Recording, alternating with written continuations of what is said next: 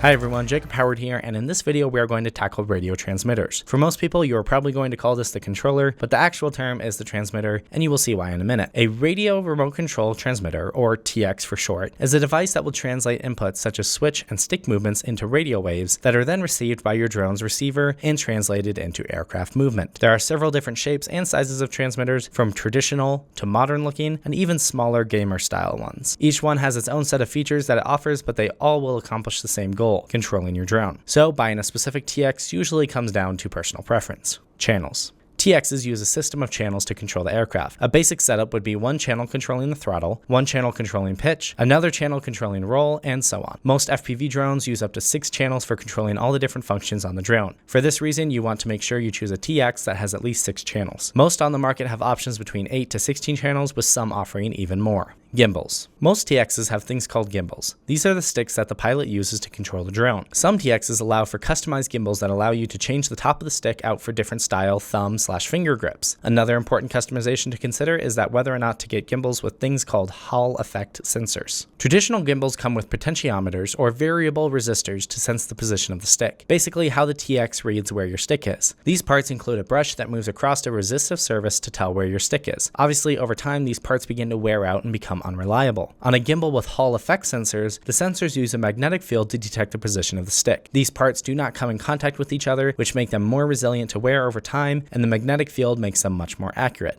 Although they can be a little more expensive, we recommend getting a controller with Hall effect gimbals. They will last longer, and in the long run, they are worth the investment. Modes. When you purchase a TX, it will most likely be set to a default mode. A mode is what determines what stick controls are assigned to what channel. For example, mode 1 has the right stick controls set to throttle and roll, and the left stick controls are set to yaw and pitch. Whereas in mode 2, the much more popular mode, right stick controls are set to pitch and roll, and the left stick controls throttle and yaw. For consistency, we recommend people get controllers set up for mode 2. Frequencies and protocols. Both the TX and receiver need to be operating on the same frequencies and protocols in order to operate correctly. Most modern-day controllers run on the 2.4 GHz band and use digital protocols to encode the signal to reduce the risk of interference and signal interruption by another pilot or radio source. 2.4 GHz does have limitations though. Past 0.4 miles, you start to run the risk of losing signal. This is why a lot of pilots that fly longer range prefer to use long-range modules like the FrSky R9 or the TBS Crossfire on their radios that allow you to transmit on 900 MHz frequencies.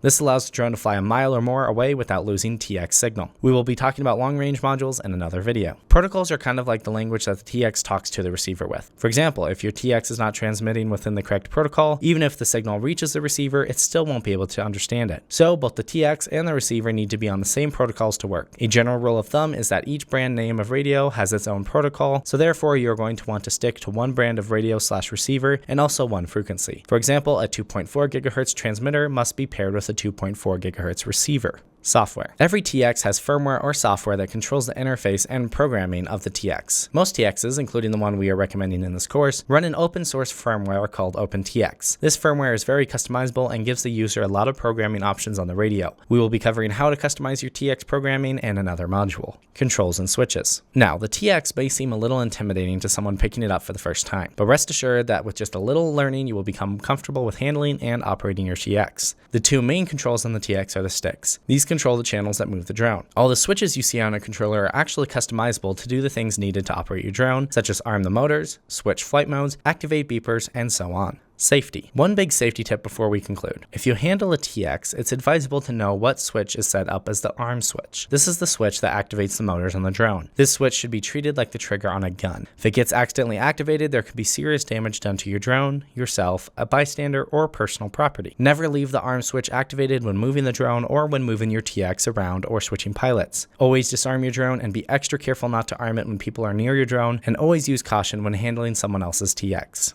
Range. Most TXs come with onboard antennas. These can be swapped out to possibly give you some longer range results, but usually the result is not worth the investment. Instead, if you wish to go long range with your TX, it is better to work on other safety features first, like installing GPS, beepers, and long range modules. We will discuss all this further in our long range video. It's a good idea to choose a good quality TX that will suit your needs as you're getting into FPV. It will save you money from having to upgrade in the future and will hopefully be something you only have to buy once. If you guys have any questions, definitely let me know, and have fun flying.